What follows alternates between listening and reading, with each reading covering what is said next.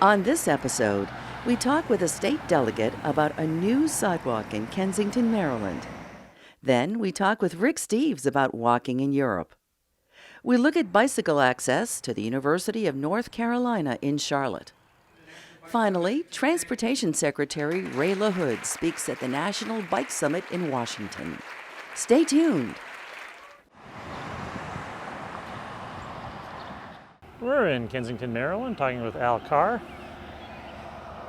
What's the story on sidewalks on this part of Connecticut Avenue? Well, right here in Kensington, we have a good news story about sidewalks. Connecticut Avenue was widened about 50 years ago from a 2-lane road to a 6-lane road, but unfortunately, the state did not put in any sidewalks. So over time, the community has lobbied to restore the sidewalks along Connecticut Avenue between the Beltway and downtown Kensington. And the last piece where there was no sidewalk is on the southbound side of Connecticut Avenue between Washington Street and Saul Road.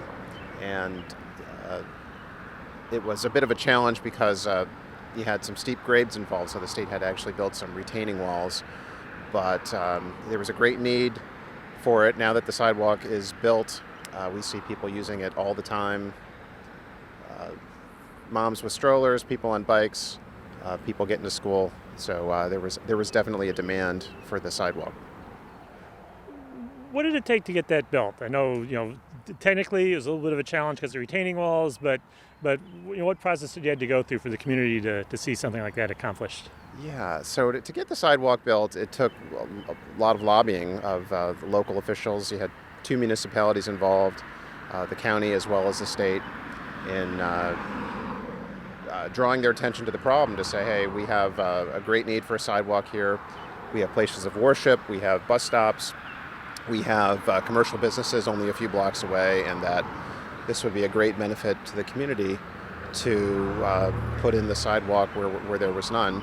And so it took some persistence and just reminding the different government bodies involved that this is really needed.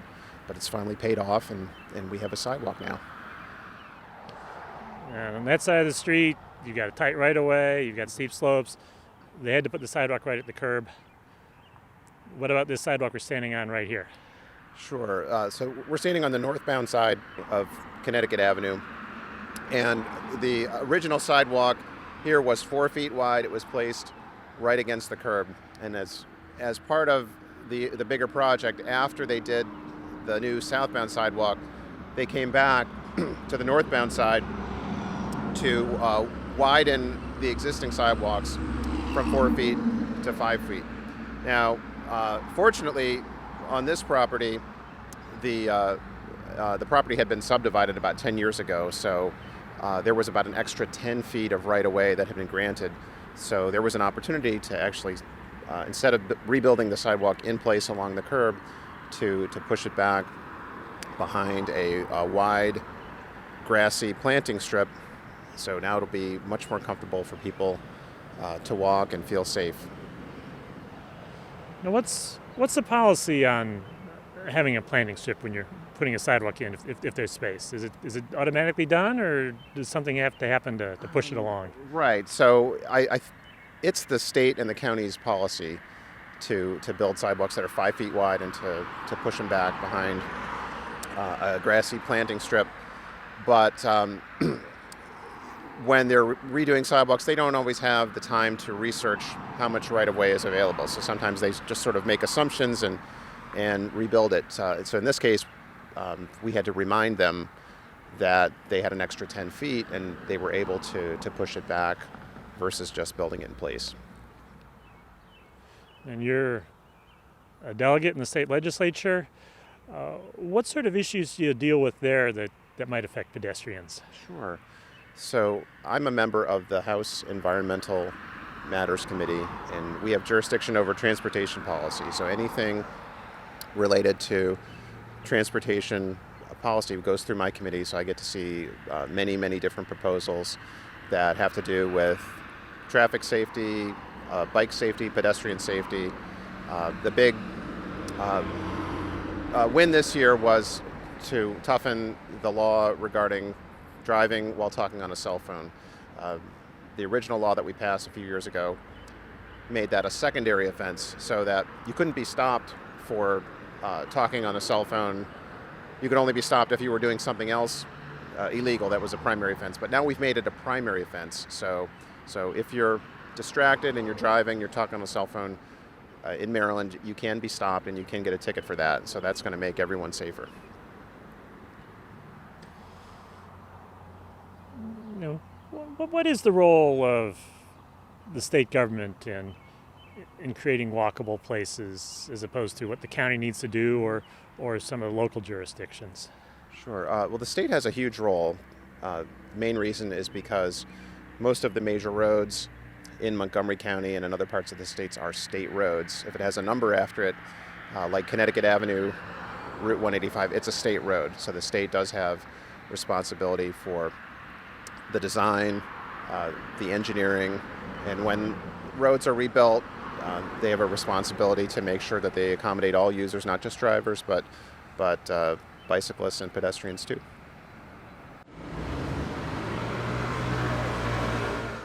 We're in Gaithersburg, Maryland, talking with Rick Steves. What's your philosophy of travel? What's my philosophy of travel? Well, my first book and my most important book is called Europe Through the Back Door. And the whole idea of going through the back door is catching Europe off guard, casual, informal, being part of the party instead of part of the economy. And I find that what really carbonates your travel experience is meeting people. If I'm making a TV show, leading a tour, writing a guidebook where I'm not connecting people with people, I get kind of nervous because it's going to be a flat experience. And I find that in so many ways, the less you spend, the more you experience. The more people you meet, the more you get out of your comfort zone. And that's kind of the goal of travel, is to just become a temporary local person. In Europe, people do a lot of walking. If you want to experience Europe, do you end up doing a lot of walking too? I was just thinking today that I am as out of shape as I get all year, because this is the longest time before I've gone to Europe. It's March, and I always spend April, May, June, or July and August in Europe, walking and walking and walking. I love walking. If I see something in the distance, I could wait for a bus, or I could just walk, and I walk there. And is that a problem that a lot of American tourists have? They're out of shape from sitting in front of the TV all year, and then they get to Europe and discover they have to walk a lot? Well, to enjoy Europe fully, I think you need to be a good walker. And I would say for a lot of people who are wondering, can we do this physically? The most demanding thing about European travel is the heat and the crowds of summer. So bundle up and go in shoulder season, April, October, that's ideal for me. But yeah, have good walking shoes, well broken in walking shoes. You don't want to be stylish, you want to be practical when it comes to shoes. And you just gave a talk about a subject of one of your new books. What talk did you just give? I just gave a talk called Travel as a Political Act. I go all over the country giving all sorts of talks. I could talk about Italy, I could talk about art, I could talk about budget travel skills, independent travel skills. When I go to churches, I can change the name of this to Travel as a Spiritual Act, but in a secular venue like this, I would say travel as a political act. The idea is travel in a way that gives you a better empathy for the other 96% of humanity, so you take home the most precious souvenir, which I believe is a broader perspective.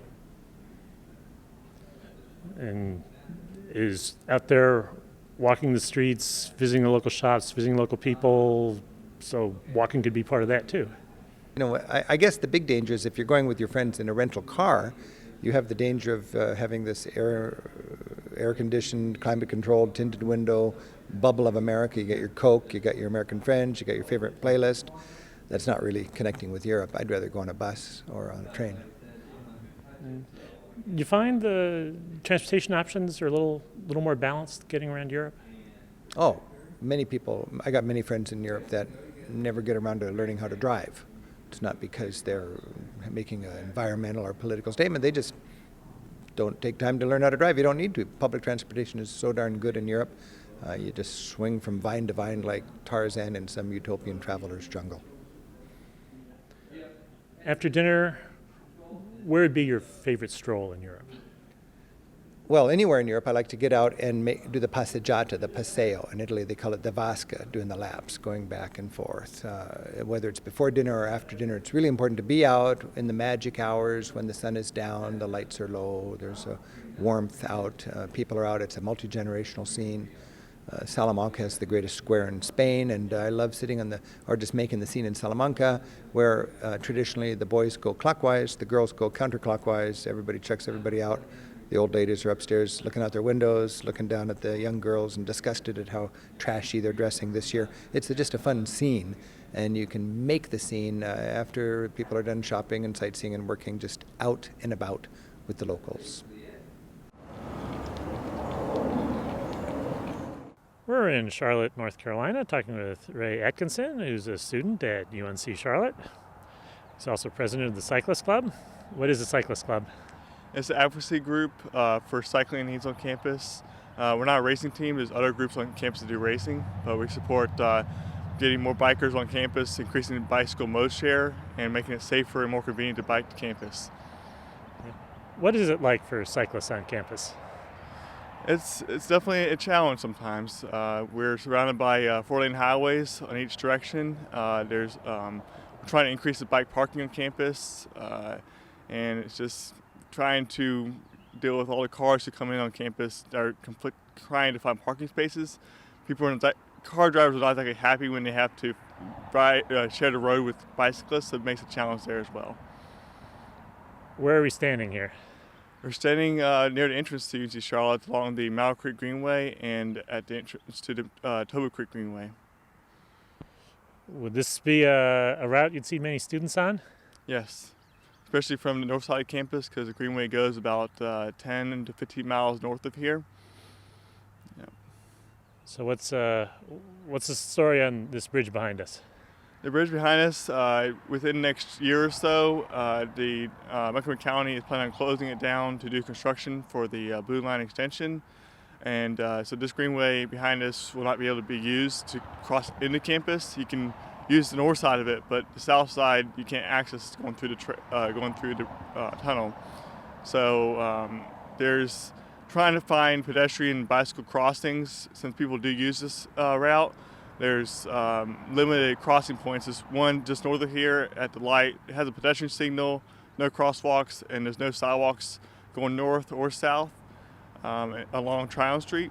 And then there's also an intersection going south of here, about a mile, Institute Circle, which is another entrance to campus. They have pedestrian signals and crosswalks, but it's about a mile south of here, and there's no sidewalks that way either. And they still have a little bit of time that if they tried hard, they could get something done. What would be the most important things to do to provide people with reasonable detours while this is going to be closed? Well, it'd be nice to do sidewalks. I know the sidewalks are expensive. If not that, there's hawk signals that they could install at this intersection to get people, if they decide to go up the hill behind us, because it looks like an easy crossing across the road at the bridge, because they just walk up the hill and cross there. It's a 4-lane highway. Cars travel probably about 50 to 60 miles an hour along this route. And if they did a hawk signal possibly, I'm not an engineer, so I don't know the feasibility of that. And then there's a greenway that's proposed, I forget the name of it, but it's just south of here. It connects into the Shops University place. It's about a mile south of here, and it crosses at the intersection that I was talking about earlier. It's projected to be finished around 2015, which we're currently in 2013, so it's probably going to be done about a year after the greenway closes. And that doesn't really help as a detour with that. What are all the different agencies and levels of government involved in something like this? I mean, it's a state road, but who owns the path? Who's sort of responsible for all this? Well, Montgomery County Parks and Rec owns the greenway. NCDOT owns Tryon Street. I don't know if CDOT's involved at all. I assume they are, since it is a city government area here within the city limits. And since we're just off campus, I assume hopefully UNC Charlotte will get involved, since it is dealing with students, faculty, and staff who commute to UNC Charlotte along this route. But we are just off the campus, so I don't know how much UNC Charlotte will get involved with it. But also the UNC Trail cyclists are involved because we're an advocacy group and we're concerned about the safety and the concerns that go along with it. Because this is a comparison. University City Boulevard, a lot of pedestrians and cyclists cross there, and there's a few crossings on there, and a lot of people jaywalk there. And I'm not sure about the crime data, like if anybody's been hit, but I believe a few people have been hit on that road, and I see as potential for people to be hit along this road if there isn't safety measures done through those agencies.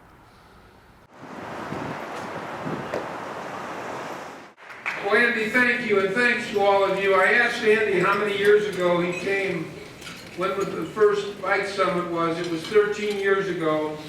There were 120 people. Tonight there are 750 people. You've come a long way in 13 years. Thank you for coming to Washington. Your visits here really make a difference. And this is my 5th visit as the Secretary of Transportation. I've never missed one of your summits. And I'm really... And I guarantee you this, whoever my successor is, you'll not have a Secretary of Transportation stand on the table and speak to you. That'll never happen again. That did make me famous. You all made me famous. Let me just say a few words about a few things that I think are important, and then I'll be happy to see if there are some questions that you might have. We have really tried to promote cycling over the last 4.5 years that I've been in this job by promoting livable and sustainable communities. And Sean Donovan and Lisa Jackson and I traveled around the country on a little tour talking about how we were working together and cooperating together. We went to Chicago and Dubuque, Iowa, and Denver. While we were in Denver, we helped then Mayor Hickenlooper inaugurate the bike share program, one of the best bike share programs in the country. And while Mayor Fenty was mayor of Washington, we helped him to really fund and inaugurate the bike share program here in Washington. A really good program, a very popular program. And I was just with Secretary Salazar in Colorado, inaugurating a biking and walking trail in one of the most pristine and beautiful areas of Colorado, really in the world. And we've done this all over the country because this is what Americans want. They want to be able to enjoy the great outdoors. They want to be able to bike. They want to be able to have walking and biking paths. And we're proud of the fact that we made that happen over the last 4.5 years. The president said to me a year or so ago that he ran into somebody at an event, and the person said something about Ray LaHood, and the president said, "Well, you must be a cyclist." And the fellow or lady said, "Yeah, I'm a cyclist." We've made a difference, but we've done it together.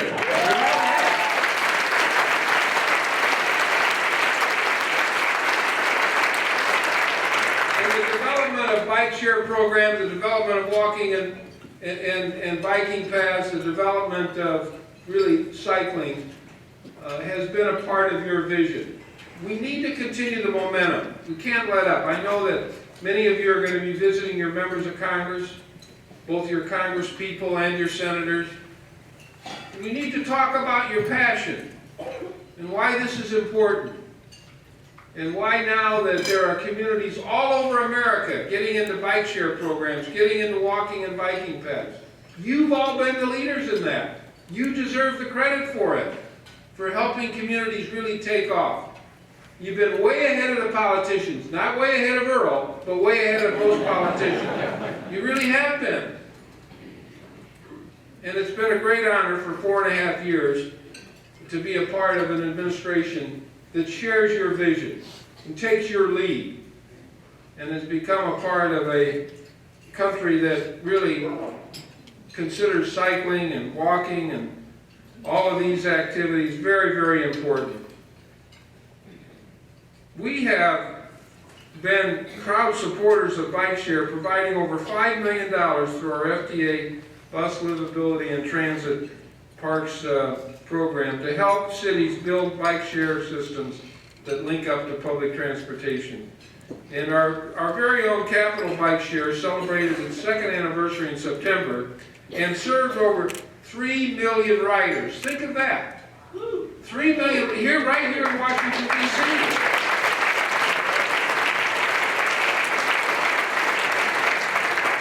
Bike Share in D.C. and the suburbs now has 18,000 annual members using 1,500 bikes. Since day one, this administration has made livability a priority, and biking and walking, and making sure that it happened. We used our Tiger program in an effective way. Through the Federal Highway Administration, we have a record $3.8 billion in bicycle and pedestrian projects nationwide. $3.8 billion in 4.5 years.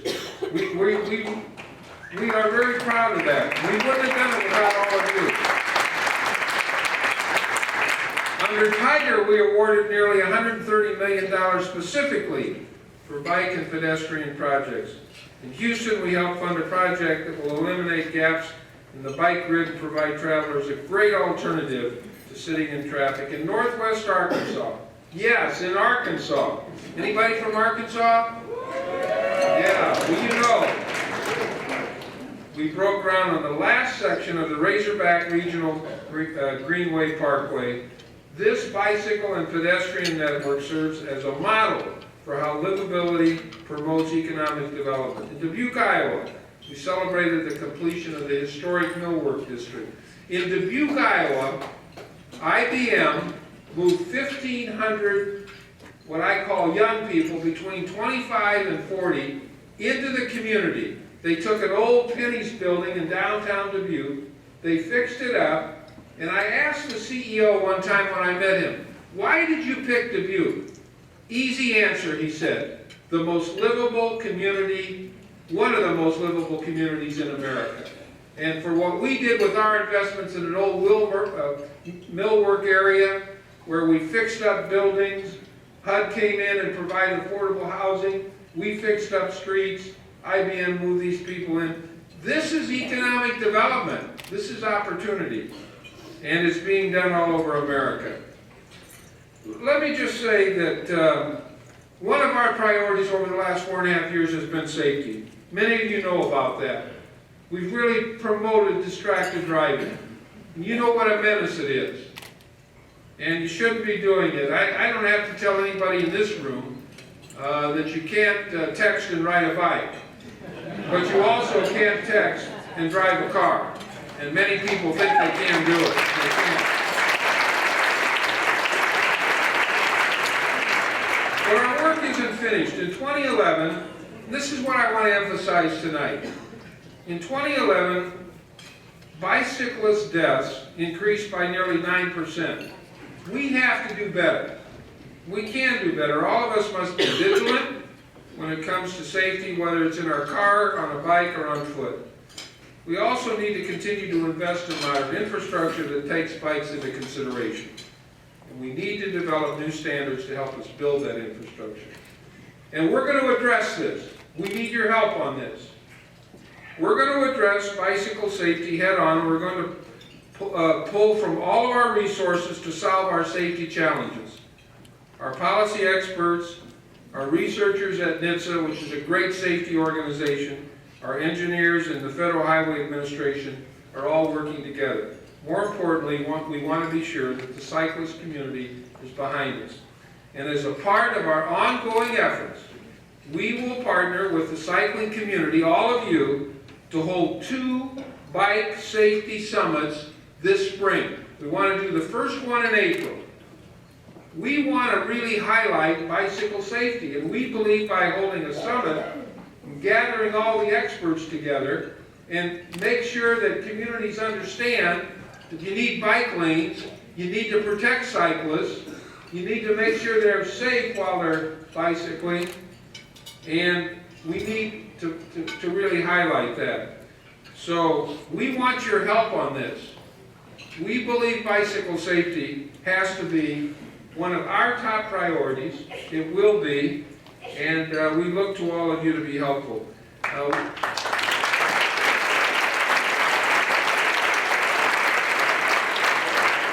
What we really hope to do is to create a standard guide for how we build modern streets, bridges, and highways that keep everyone safe, including cyclists. But we need your help on this. This is going to be our priority, and this will continue, and we'll make a difference, and we'll bring down deaths on our part by really working hard with communities to make them understand how important it is to protect bicyclists when they're on the roadways, and whatever you can do to be helpful to us. I don't know if I'll be addressing this summit again as the Secretary of Transportation. I think some of you have heard that we're going to be moving on, and once the President decides who the next Secretary will be, then we'll move on to some other adventures. But we'll never forget all of you and what you have done in your communities to improve the communities. And we won't forget about your vision. And we want to continue to stay in touch with you and really continue to make a difference. But what a ride. 4.5 years with all of you.